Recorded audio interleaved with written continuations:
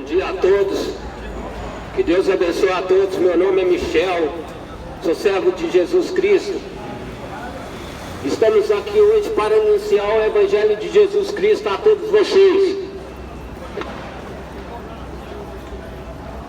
O apóstolo Paulo, ele disse que não se envergonha do Evangelho de Cristo.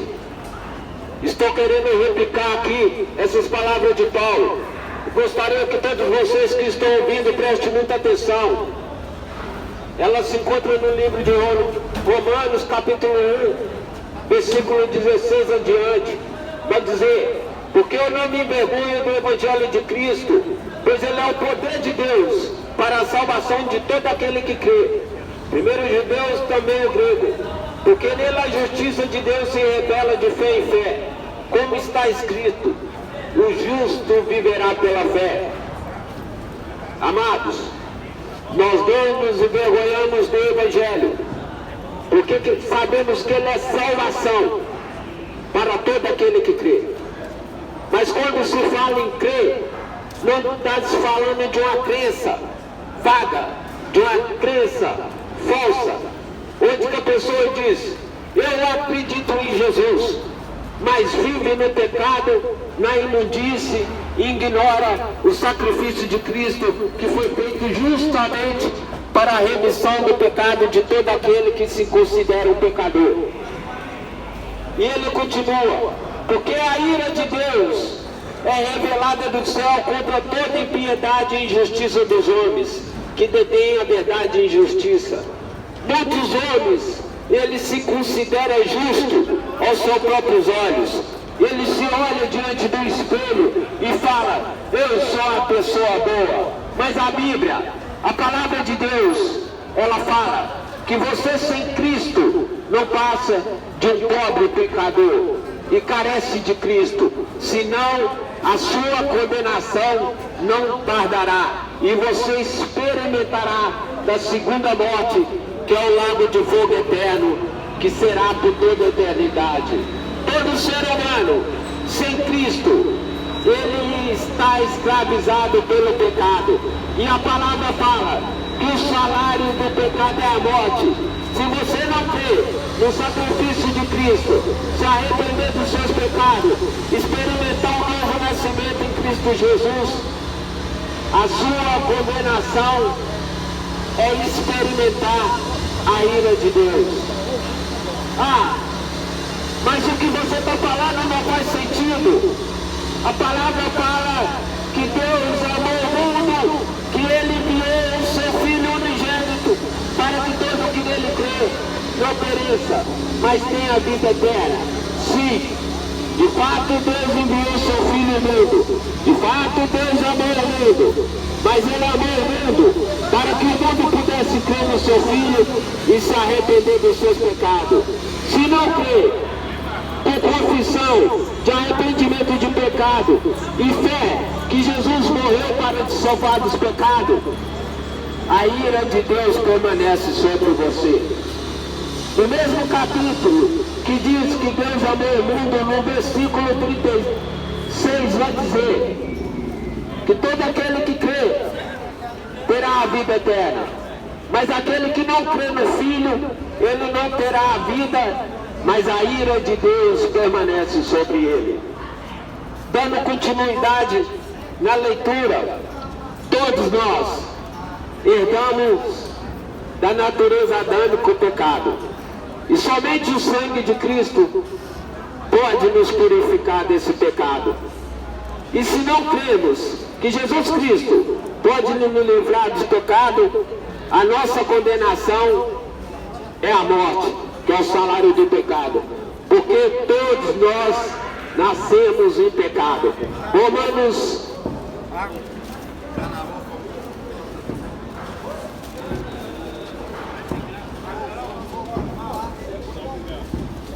3:23 vai dizer: porque todos pecaram e estão privados da glória de Deus.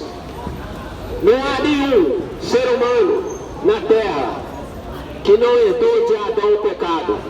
E somente pelo sacrifício de Cristo é possível ser limpo, regenerado dessa servidão, da escravidão do pecado. Porque aquilo que é de Deus se pode conhecer, é manifesto nele, pois Deus manifestou a eles. Porque as coisas invisíveis desde a criação do mundo são claramente vistas, sendo entendidas por meio das coisas que são feitas, o seu eterno poder de divindade, para que eles fiquem inexcusáveis. Porquanto, tendo conhecido a Deus, não o glorificaram como Deus, nem foram agradecidos, mas se tornaram vão em suas imaginações, e o seu coração insensado se obscureceu. Quantos têm ouvido falar de Cristo Jesus?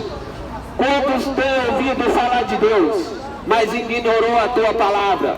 E aqui, Romanos está fazendo menção de você, que ignora o sangue de Cristo, assim igual eu.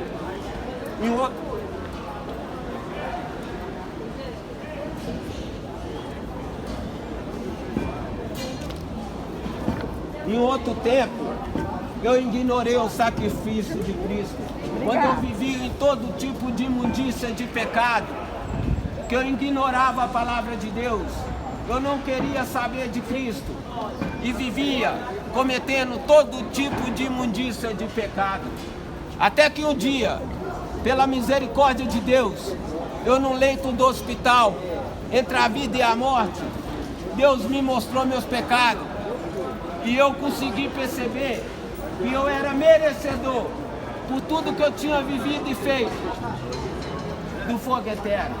Foi onde que eu me arrependi, clamei ao Senhor, chorei por misericórdia e Deus me salvou. E é assim que Ele quer fazer com todos vocês que ainda não conheceram a Cristo. Que só existe um meio de você ser remido e lavado da sua vida de pecado, de abandonar seus pecados. É por meio do sacrifício de Cristo Jesus.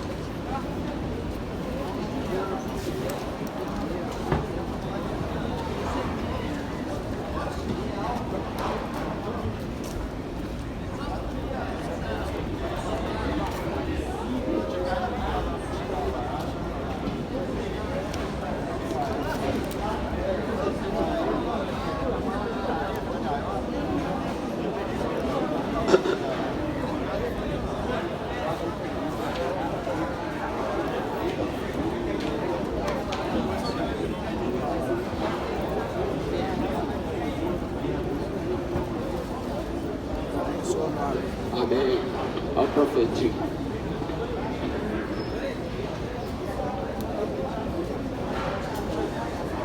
Toda a natureza humana, ela é inclinada pelo pecado, para o pecado. A Bíblia diz que todo ser humano, ele é um pecador diante de Deus. E todos merecem ser julgados pelos seus pecados. E se não se arrepender dos seus pecados, vai experimentar da ira de Deus. Agora a pergunta que eu quero fazer para você é essa: você já imaginou o que seria a ira de Deus? Você já parou para pensar o que seria a ira de Deus vindo sobre você? Deixa eu tentar recapitular algo que aconteceu.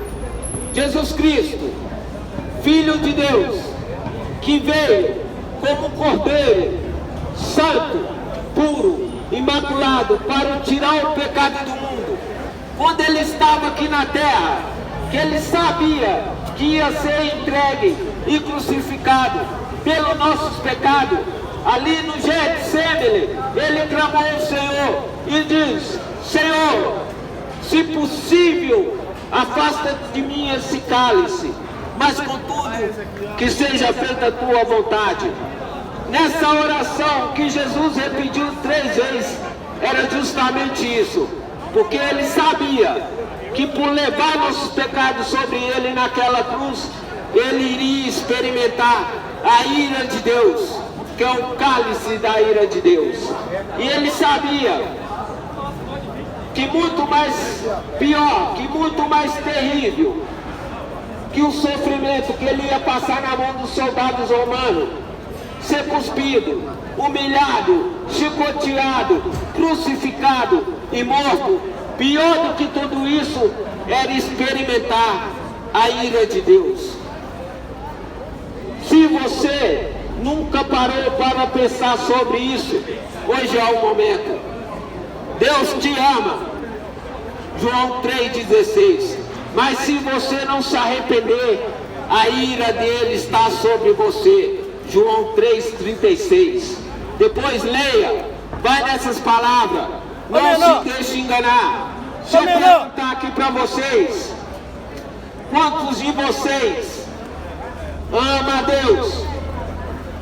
Quantos de vocês fala que ama a Deus? Se eu perguntar a vocês, vocês odeiam a Deus? O que você responderia para si mesmo? Você odeia a Deus? Responde para si mesmo. Se você diz na sua consciência que não odeia a Deus, mas não se arrependeu dos seus pecados e teve um novo nascimento, a Bíblia vai dizer que você odeia a Deus e você é inimigo de Deus.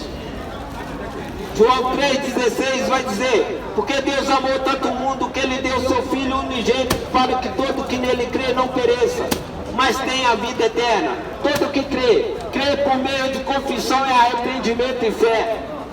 Porque Deus não enviou seu Filho ao mundo para condenar o mundo, mas para que o mundo possa ser salvo através dele. Quem crê nele não é condenado, mas quem não crê já está condenado, porque não creu no nome do unigênito Filho de Deus. E a condenação é essa: que a luz veio ao mundo e os homens amaram mais as trevas do que a luz, porque seus atos eram maus. E de fato, a natureza caída do homem, ele ama muito mais as trevas, os pecados, do que a luz de Cristo. Porque se ele amava a luz de Cristo, ele não tinha prazer no pecado. Versículo 20. Você que diz que ama Deus e não se arrependeu dos seus pecados, que não nasceu de novo, que não fugiu do pecado, olha o que a Bíblia vai falar para você: porque todo aquele que faz o mal odeia a luz. É isso mesmo. Se você não se arrependeu da sua vida de pecado, não experimentou o novo nascimento em Cristo Jesus, a Bíblia está falando que você odeia Cristo e ela está te chamando de inimigo de Deus. E se você odeia Cristo e é inimigo de Deus, a ira de Deus permanece sobre você. A palavra no livro de Hebreus,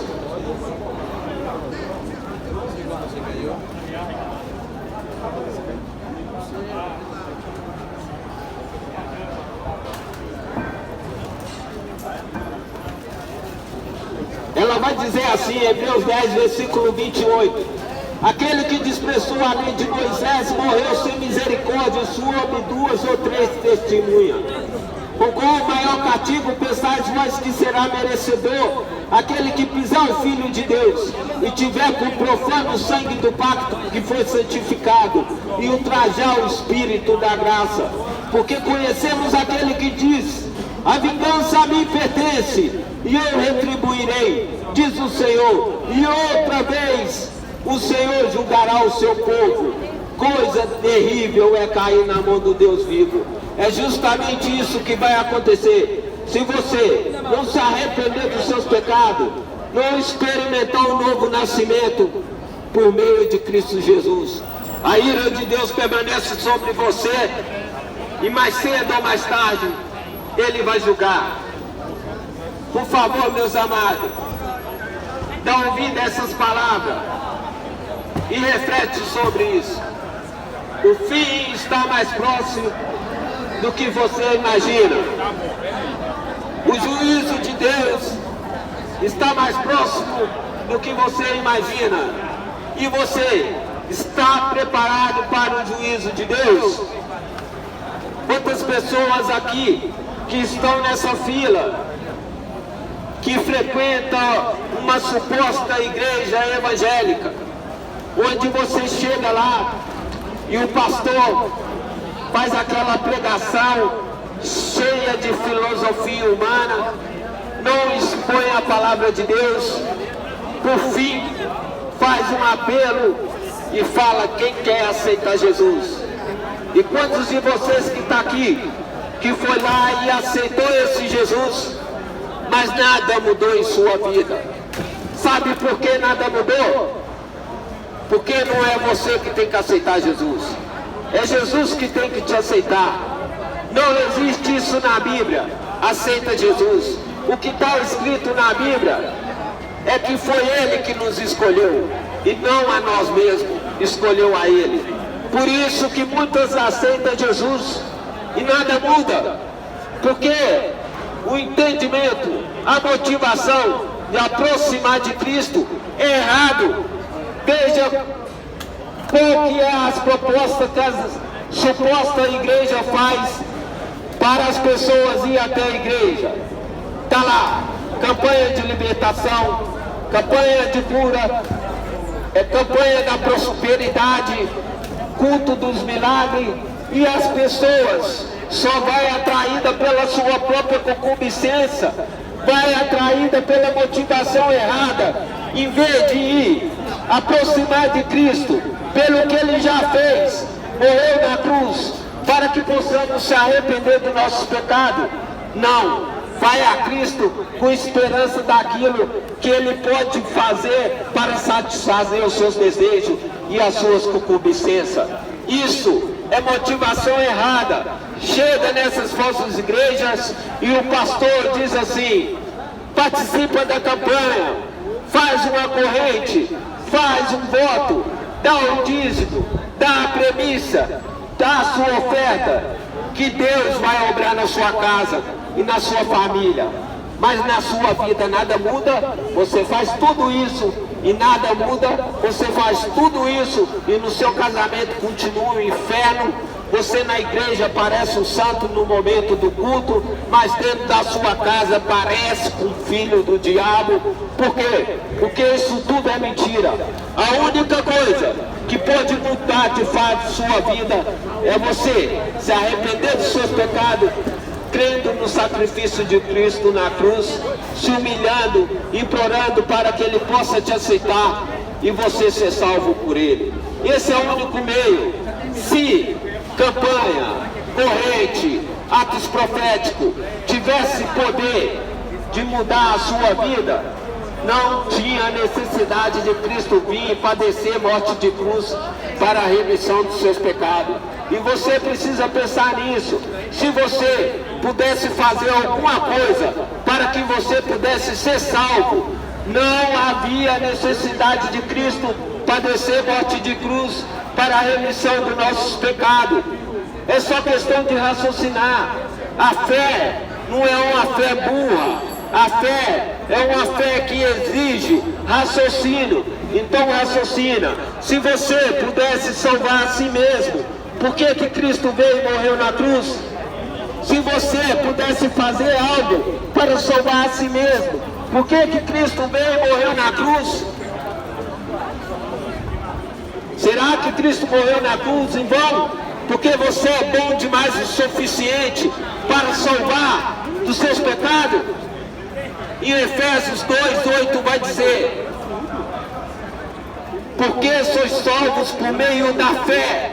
Por meio da fé, isso não vem de vós, por meio da fé em Cristo Jesus, isso não vem de vós, não há nada que você pode fazer para se salvar, isso é um dom de Deus, somente Deus pode salvar o pecador, e não vem das obras, ou seja, não existe nada que você pode fazer para ser salvo, não vem das obras, não adianta participar de corrente, de campanhas, de atos proféticos, subir no monte, ficar 10 semanas no monte, nada disso vai fazer nada por você, se você não se arrepender dos seus pecados, nascer de novo, por meio do sacrifício de Cristo Jesus, que morreu para a remissão dos seus pecados ali na cruz. E essa é a verdade. Mas por que hoje em dia está difícil? Ninguém consegue experimentar desse poder de Deus. As pessoas afirmam: eu vou na igreja, eu tenho Cristo, mas nada muda. Que Cristo é esse que você tem, que nada muda na sua vida? Agora nós estamos falando de um Deus da glória, um Deus que criou o mundo e tudo que nele há, um Deus que é onisciente, onipresente, onipotente, que tem domínio sobre todas as coisas. Como você afirma que você tem esse Deus na sua vida e nada muda? Isso é uma mentira, porque no dia que você tiver uma experiência verdadeira com Cristo Jesus, vai ser uma experiência transformadora. As coisas velhas vão se passar e tudo vai se fazer novo. Uma nova criatura você vai ser diante de Cristo Jesus. É isso que a Bíblia fala.